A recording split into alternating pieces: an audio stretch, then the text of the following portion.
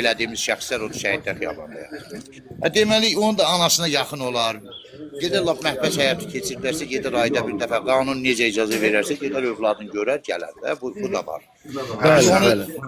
Başqa heç bir xahişimiz var. Hasan, düz. Dünyada adamlar var ya, Azərbaycan. Ben burada bir şey xatırlatmaq istəyirəm. Elə İlqar Ata da buradadır.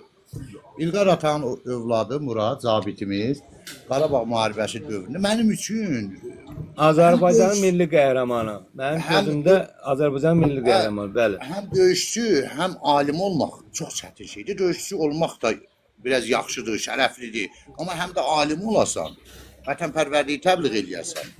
Azərbaycanı birləşdirici o çiynində paqon, ölümə gedən vaxtı, səngərə gedən vaxtı o vaxtdır. Deməli, İlqar Atanın övladı Muradın tağımı gedir, o tağım komandiri idi. Yenicə yazmışdı, hələ təhsilini dayandırıb getmişdi döyüşə. Deməli, orada bir dənə